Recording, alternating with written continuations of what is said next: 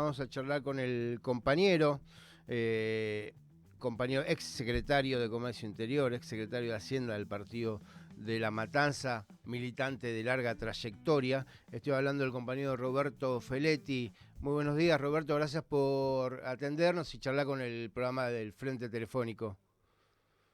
¿Qué tal? Buen día, compañeros, compañeras, todos los que nos están escuchando. Un gusto. Muchísimas gracias. Pablo Suárez te habla de este lado, Roberto. Y bueno, empezaremos por lo más urgente.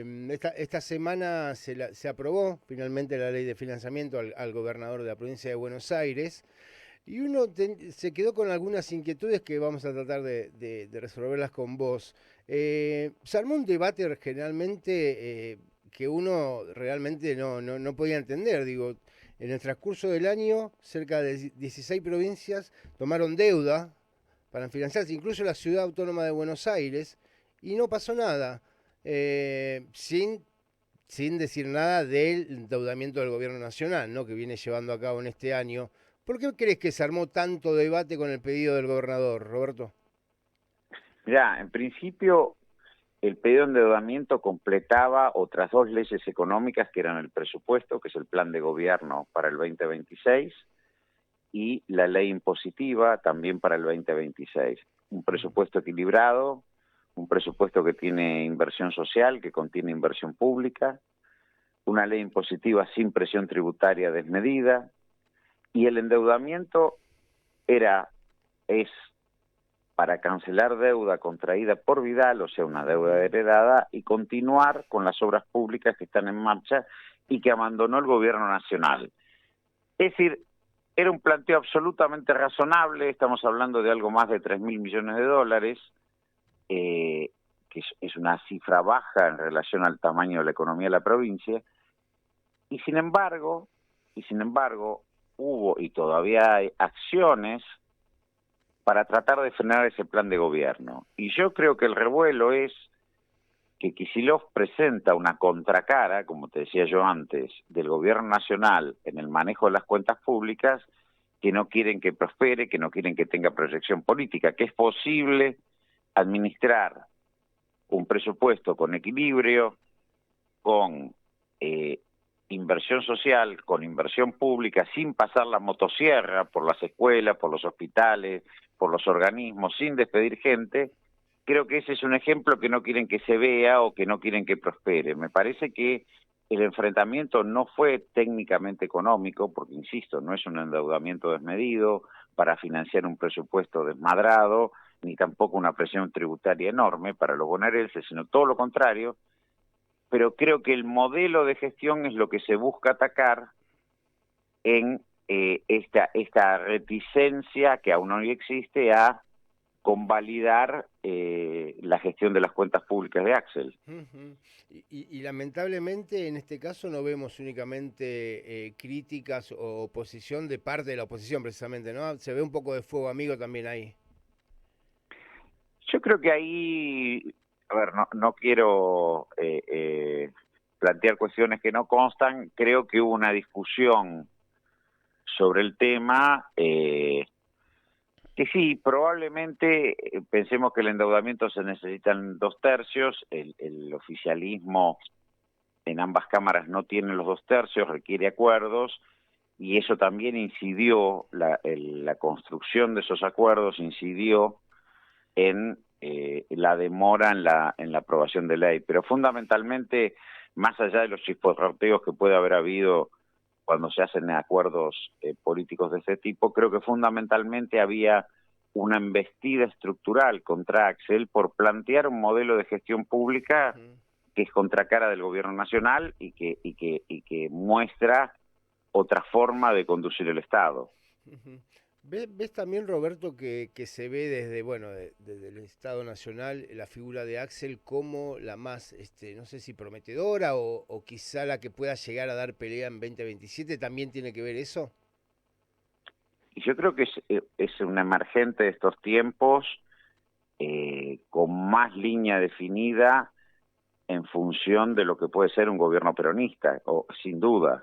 Digamos, es el Estado subnacional, es la provincia más importante del país, es una administración que, a pesar del techo de recursos que le ha puesto a la nación continúa administrando con un criterio de redistribución social, tanto en la obra pública como te decía antes, en la inversión social, y eso es un modelo peronista de nuevo tipo, con un emergente joven, un emergente que tiene representatividad, que ha ganado varias elecciones. Bueno, eso obviamente es un enemigo a vencer para el gobierno nacional, sin duda. Que se asignen recursos en el Estado con un criterio de redistribución social y no de motosierra, y que eso además lo haga alguien que se legitima electoralmente, obviamente lo convierte en un blanco. Claro. Hablando ahí de la figura de Axel y hablando del peronismo, Roberto, ¿cómo ves hoy en día al peronismo? Yo creo que el peronismo primero padece el mal gobierno del Frente de Todos, de los cuales hay que hacerse cargo y de los que me parece que no hubo un suficiente debate de las razones de haber, y yo fui parte de ese gobierno, como secretario de Comercio durante un tiempo, no ha podido haber llevado adelante políticas que pudieran afrontar los desafíos que planteaba la guerra, el endeudamiento heredado por Macri, la discusión con el Fondo Monetario desde una postura unificada.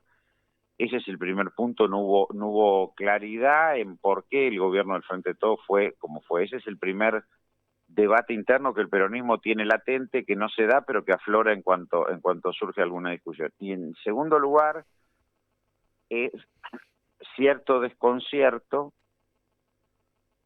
frente a un gobierno nacional que, llevando adelante un proceso de reestructuración económica, porque no es solo el recorte del gasto público, es un proceso de reestructuración económica hacia una economía primaria, dependiente y en alianza subordinada con los Estados Unidos, no logra el peronismo plantear un modelo alternativo y no logra, más allá de que retiene su caudal de votos, no logra construir una mayoría que plantee a dónde nos está llevando este gobierno y cuál es lo que vamos a hacer para que eso no ocurra.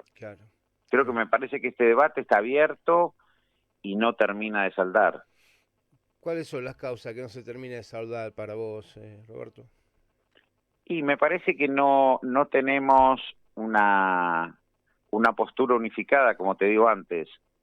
No saldamos la debilidad de lo que fue el gobierno del Frente de Todos, y tampoco tenemos una postura unificada de cómo pararnos frente a Estados Unidos, de cómo pararnos frente a un modelo extractivista, porque evidentemente muchas provincias, incluso con gobernadores peronistas, ven que la posibilidad de la minería o los hidrocarburos en un esquema extractivo, no en un esquema de articulación con un modelo industrial, bueno, les rinde en la provincia, les genera inversiones, y dudan. No en vano fueron los gobernadores que fueron a firmar el Pacto de Mayo, ¿no? Claro. Digo, eso por un lado. Me parece que el modelo, tanto en el norte como en el sur del país, en las zonas más cercanas a la cordillera, provoca cierto atractivo. Y desde el otro punto de vista, me parece, y esto sí es un problema serio ya, te diría, de un frente nacional, más que el peronismo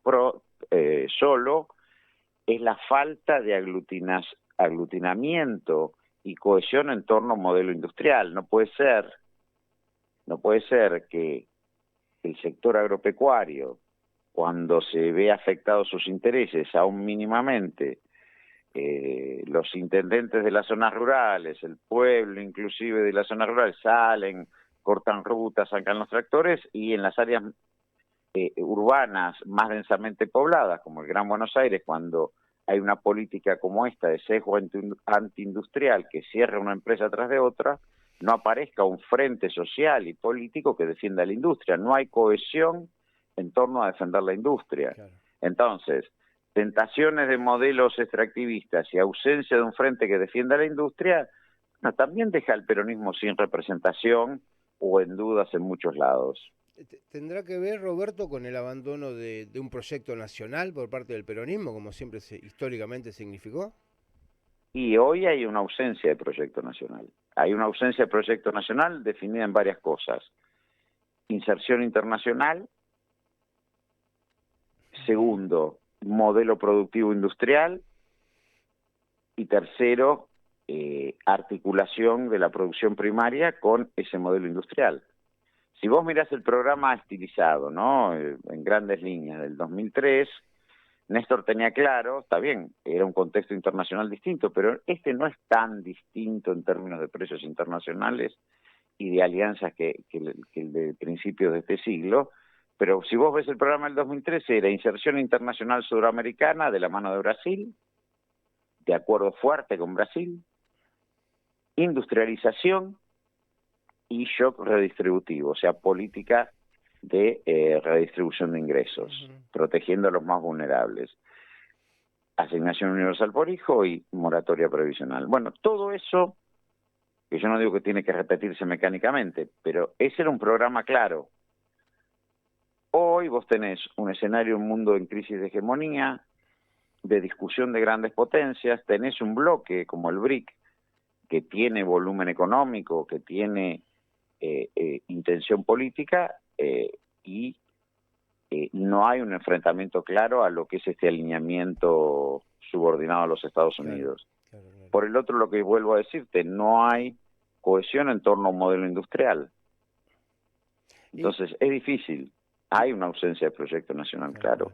Incluso aquellos, no sé, Roberto, qué pensás vos, pero aquellos dirigentes de este lado, diríamos, del campo nacional y popular, que ven con buenos ojos ciertas relaciones comerciales con China, pero explicitando únicamente las materias primas, ¿no? Parece una discusión de hace 200 años, donde nosotros enviamos materias primas y ellos nos envían productos manufacturados. Quiero decir, se sigue pensando todavía en ese tipo de, si querer, anclaje colonial, ¿no? De proveer materias primas únicamente. Sí, a ver, digo, la relación con China es importante porque te aparece un demandante de productos alimenticios en el mundo que no estaba. Evidentemente, en los últimos 30 años la expansión de China lo convirtió en una locomotora de buena parte del mundo emergente, o si querés, el sur global, como se dice ahora.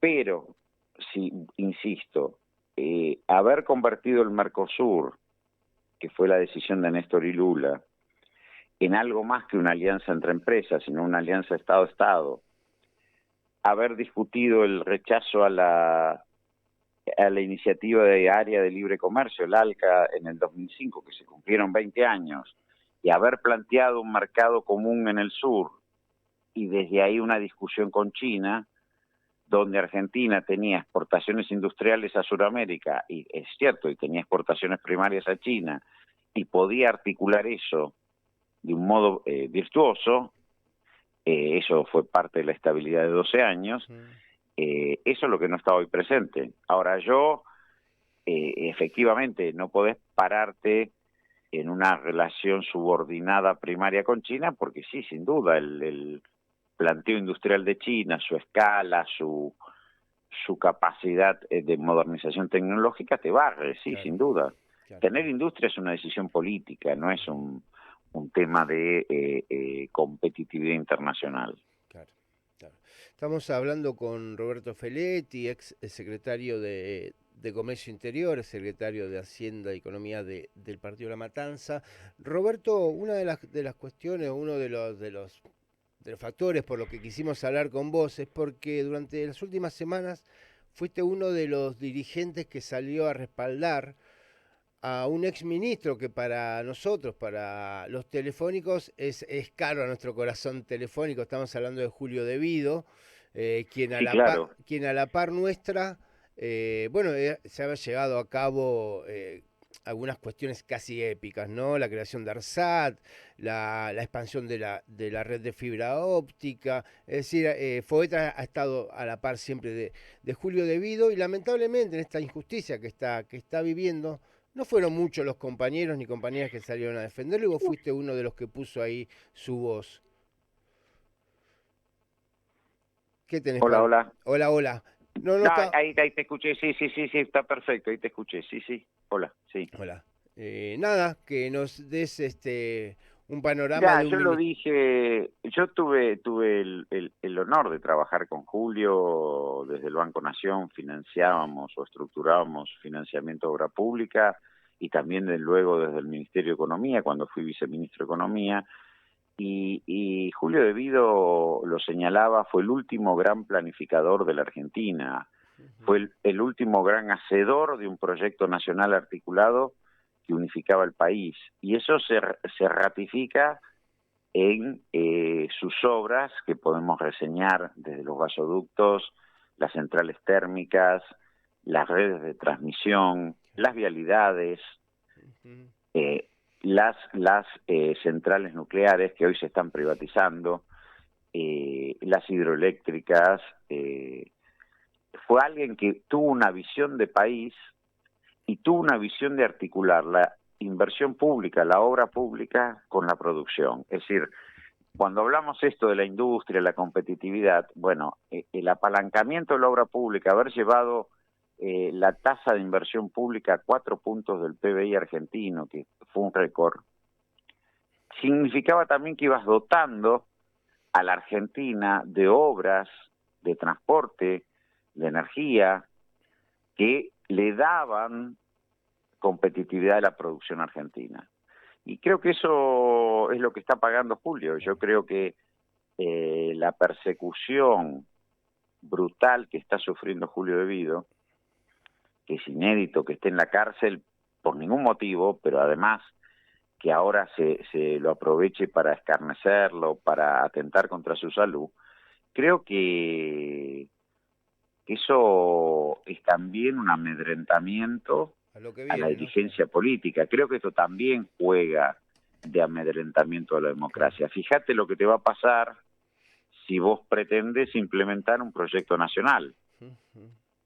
Bueno, todo eso me parece que está jugando también en la figura de Julio, por supuesto. Claro, tal cual. Es mostrarle lo que le puede pasar a aquellos que osen. Exactamente. Este, pero bueno, también eligen, me parece que eligen momentos, ¿no? No habla de la justicia, sino de esa parte del sistema judicial. Y es una decisión política, el encarcelamiento de Cristina, el encarcelamiento de Julio, la persecución que sufre Amado, que sufre Ujú. Guillermo Moreno, que sufren un montón de compañeros que han sufrido Tal cual. persecución, Pero es un momento de debilidad nuestra, ¿no? Lo tiene que ver con eligen. los momentos, sí, con los momentos históricos, claro. Ujú. Bueno, hemos hablado muy amablemente, le volvemos a agradecer realmente la comunicación con el programa de los telefónicos, con Roberto Feletti. Roberto, te mando un muy fuerte abrazo y gracias por nada, por tu atención y en cualquier momento cuando tú dispongas, te esperamos aquí en el piso y seguimos charlando de tantos temas. Con todo gusto, abrazo grande y saludo a todos y todas. Gracias, Roberto.